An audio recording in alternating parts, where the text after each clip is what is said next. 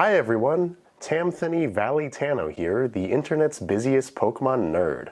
That's right, it is finally time for me to review some of your hot Pokemon takes. I have never done a video like this, but since we're in a little bit of a lull between the new DLC in a few months and Scarlet and Violet a few months ago, I figured it was a good time to put out the call for some hot takes, since I'm sure all of our opinions on the franchise have settled at least a little bit. So I asked you guys on Twitter, YouTube, and my community Discord to submit some of your spiciest Pokemon opinions, which I am now going to go through in kind of a buy and sell format, meaning if I really like it, I'm going to buy into it and agree with you.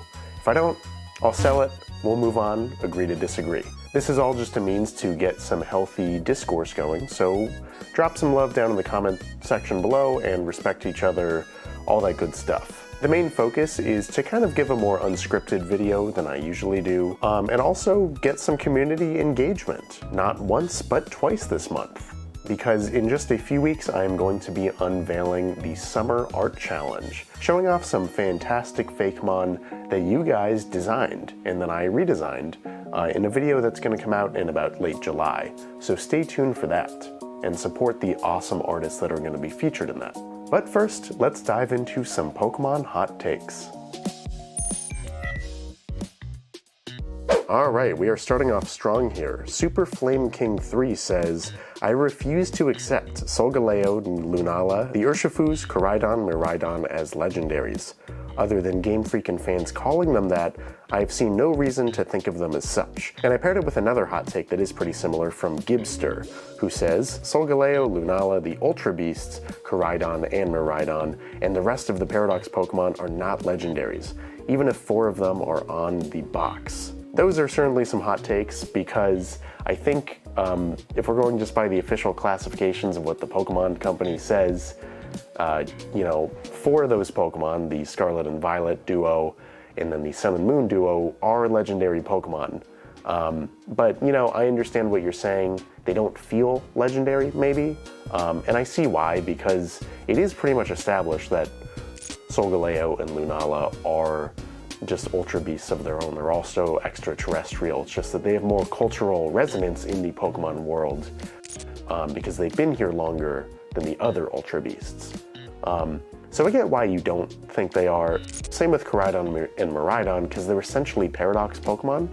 So it is tricky. I will have to sell this opinion because I think it doesn't matter that they're not actual gods. I think the definition of a legendary Pokemon has evolved at this point in the franchise to, how legends work in our world, where it's more like these are legends and myths. These are Pokemon, these are animals that have cultural resonance for one reason or another. So if people are worshiping them, like there's literally altars to Solgaleo and Lunala in Sun and Moon, in Alola, then they're legendary. I think that makes them worthy of being accepted as legendaries. Koraidon and Miraidon, I'm with you there, but that is just because they're on the box of the game, so we gotta see them as legendary. Alright, next up is from T-Ace. Zishian and Zamizenta don't feel like the previous mascot legendaries. Now that one is interesting because going off of what I just said, I would buy this opinion. I agree. They don't feel like previous ones because I think these ones, before Koraidon and Miraidon, these were the first ones that were kind of undefined as to like what they represented or their cultural significance, really. Even with kind of basic, less powerful, less godlike Pokemon like Ho-Oh and Lugia, we're like, okay, these are the dual representatives of aspects of Johto culture. One guards the bell tower formerly, the other one guarded the other tower, I think, before it burned down. Could be wrong on that. But either way, they each have their own trio, with Ho-Oh ruling over the beasts and Lugia ruling over the birds from Kanto. So I get why Zishian and Zamizenta, they feel kind of abstract because it's like, okay, they're not gods. They're not like the gods of sword and shield or combat, but they also don't seem to really be revered by the people of Galar, aside from what we get in that little post-game section, with Swordbird and Shieldbird, or whoever they're called. So I totally agree with you. They don't feel like past legendaries. Next up, Seanox says, Let's Go Pikachu and Eevee are probably the best Kanto games. Hard buy on this. Totally agree. I am not a big Kanto guy. I think most of the games in which you can go to Kanto are really bland, and the most fun I've had going through Kanto was in Heart Gold and Soul Silver, where the fun isn't really from the fact that you're in Kanto. It's nothing inherent to Kanto. It's the fact that you're in another region, and to date that's still the only time you do that. So I agree that Let's Go Pikachu and Eevee are the closest we've gotten to a Kanto that's fun on its own, unfortunately. Because the graphics are really good. They're really vibrant. There's a lot of passion. It's full of life, and they're very replayable games. It's a different, simpler game perhaps than the rest of the mainline games, if you want to call it a mainline game. But I still think it's a lot of fun. It's very charming. It's very replayable. It's good for shiny hunting. Very beginner friendly. So yeah, to no fault of Kanto's own, these are the best representatives of that pretty boring region. All right, Churro T Nerd says, the Kanto legendary birds don't feel legendary. They're mythical at best. I know they're nostalgic for a lot of people, but to me, it just feels like Kanto Dex filler. I am gonna totally hold on this opinion. I agree and disagree with you. I think on one level, Dex filler, I would agree with you there. They have aged poorly in terms of design alone. They're definitely a lot more bland than the average legendary Pokemon now. I think if you shove them into Generation 8 or 9, you look at them and you're like, these are strong Pokemon, maybe a final stage evolution, but nothing about them would cue me into the fact that they're legendary. So on a design standpoint, I totally agree. But I think with the mild retcon, if you want to call it that, of them being presided over by Lugia, as I said a few hot takes ago, I think that helps them out. I think just, when you kind of define legendary Pokemon in relation to other ones, it really helps out the whole trio. All right, Skunky Spinda says, I would rather have more DLC for Snap and more side games than Generation 10. I feel like the Pokemon world has gone smaller over the years, with more focus on the main games than looking at other regions. That is another hard buy from me. I have thought this, you put it into words, kudos to you. I think that's what was missing for me from past generations. I would say Generation really 5, maybe 6 onwards. In the 3D era, we've gotten very few spin-off games, especially ones that feel kind of complementary to the main games.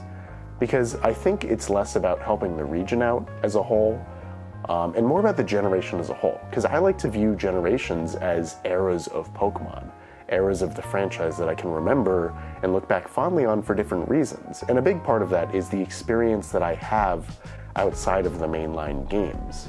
Because I look back at Generation 4 and I had a lot of fun playing Platinum, especially Heart Gold, Soul Silver.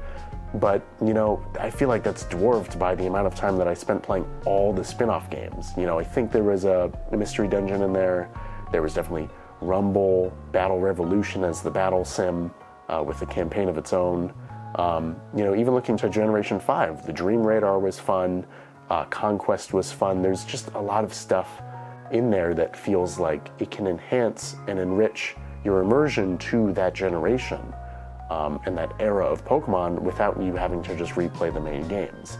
And yeah, I would agree that outside of, I guess, Snap, and maybe like a few mobile games, it's a shame that all I have to remember the generation by is the main game. So I totally agree with you. All right, next up, The Potato says, I think Pokemon should go back to making 2D games, or at least do what Sonic did, and make 2 sets of games, one 2D and the other 3D.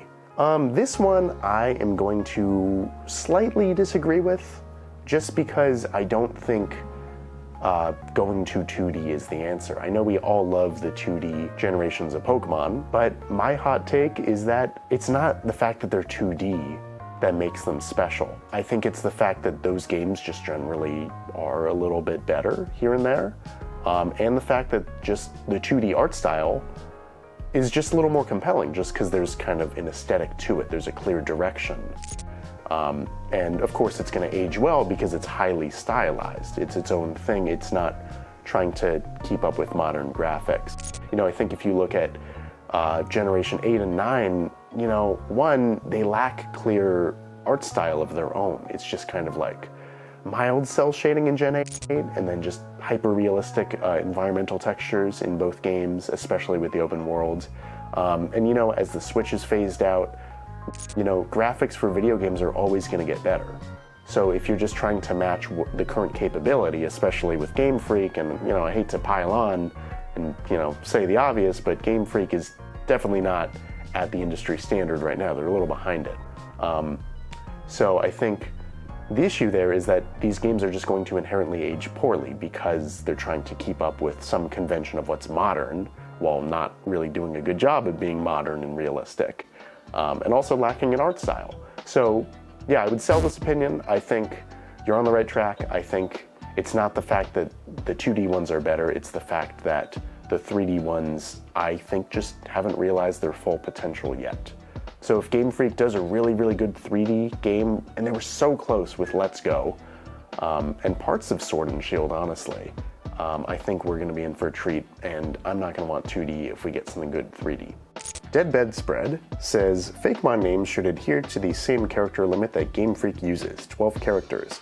Otherwise, what's to stop a Fakemon from being called Gigaltra, Chad, Domax, Madness, Source, Tyler? I will totally agree with you there. Hard buy. And yes, at the risk of sounding gatekeepy, if you're a Fakemon artist, if you're making Fakemon, it has to fit the bounds of Pokemon, of what the franchise and the games have established. Otherwise, you're not making a Fakemon, you're making art. You're making very valid, very beautiful art. But, you know, I think by using the term Fakemon, you place that limitation on. And not even limitation in a negative sense, just a boundary, just like a framework for your art. You're saying, okay, I'm creating something that could feasibly fit into the Pokemon world. I'm presenting this and I want you to buy into this and, you know, assume and have that confidence that this could fit into the Pokemon world because the concept is there, the concept is realistic to Pokemon,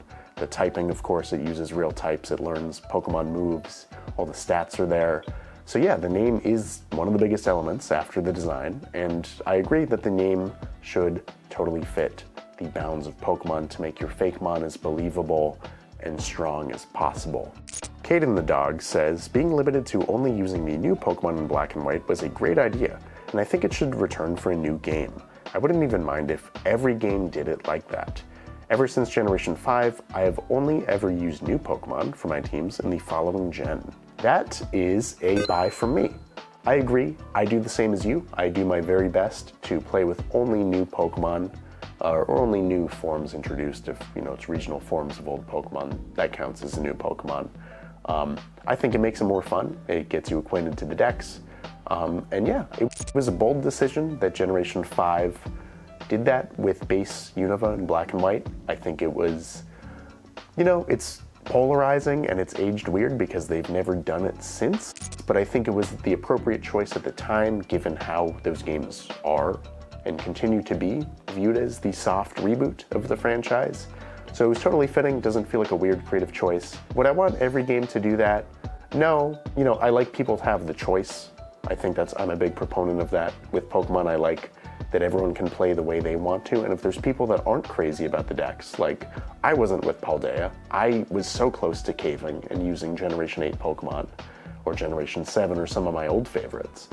And had I wanted to do that, I appreciate that the choice was there for me to make on my own. So I don't think it needs to be done for every game. Ryoma Art says, Generation 8 does a ton of stuff the best in the franchise, specifically in terms of human and Pokemon design, music, and character writing. I guess I also really like the more humanoid starters, ? The personality makes me more attached. Firstly, I will agree with you there. This is a buy from me. Just purely from an artistic standpoint, everything, well, not everything, because the story is pretty bad. The story is really bad. And like I said a few takes ago, the art style is very disappointing and directionless for the most part on Generation 8. However, the Pokemon, it's one of the strongest dexes. The music is absolutely incredible. I listen to the Generation 8 soundtrack or remixes of it pretty much every day at my desk job because it's that good. And I also, yeah, I think the characters, for the most part, they're great characters. They're not utilized well in this story, but they each have a lot of personality, and of course, they are beautifully designed. So I will totally agree that Generation 8, the stuff it does good, is totally the best in the franchise for that category, but none of it really came together for a great story or even a great gameplay experience, which is a shame. And to your second point, humanoid starters, I am going to do a soft buy on that. I think there's a perfect balance to be had. Generation 8 goes way too far. I continue to dislike all three of them, unfortunately. I want to like them. I love their concepts. I just think they're a little too humanoid. You know, I think you can have Pokemon that are very personality-based without them being humanoid. You know, I think you're afforded one very humanoid starter per set. If you have more than that, you're pushing it. The Pokemon artists are good enough that they can find ways to give personality and life to these starters without them having the body of a man with rabbit ears. All right, coming down the home stretch, we have something from Linky, who says, the competitive battling aspect to Pokemon strongly hinders the ability of the main series games to try new and experimental things. It should be sectioned off onto its own game so that the core games can focus on exploration, world building, and stories, allowing for home to still let you transfer main series Pokemon into this competitive game, but remove it from the main series itself. I would buy with the premise that you provided, meaning I agree that if those things were cut out to make the core Pokemon games better in terms of story or everything else, just holistically better, I would want that, because I am not a competitive person with Pokemon. I do not competitive battle all that much. Definitely not something that I look forward to more than I look forward to the potential of the story or the characters or just, yeah, the immersion of the region itself. So yeah, if competitive stuff was cut out to make all those other things better, I would be in favor of it. I wouldn't miss it, and I think, you know, if it had a strong cross-connectivity with something like Home or some hub battle game, you know, making it super easy, just like with one console with the internet to transfer your Pokemon over. You know, kind of like, you know, Battle Revolution did that really well, now that I'm thinking about it. Yeah, you know, it's weird that we don't have a new Pokemon, like, competitive game. Like, pretty much just like, you know, a console version of Showdown would be awesome. And if that was the replacement, I would be fine with it. So I agree with you. And finally, we have the last question of today from Prima Media. Remakes suck and people need to shut up about Generation 5 remakes, LOL. That one I will totally agree with. After Pokemon Brilliant Diamond and Shining Pearl, I am done with remakes. Total misfire. The act of just doing a remake for the sake of a remake is horrible. Like, if you're not going to beef up the art and make something really stylized and reimagined, and of course, if you're not going to do something like ORAS and introduce a bunch of new concepts and celebrate the innovations of that generation, there's no point. Like, there's literally no point to doing a remake. And yeah, I agree with you about Generation 5 remakes. One, it's not the time. We're going to get other stuff before that, certainly. We totally are. You know, I think we're due for a return to Johto.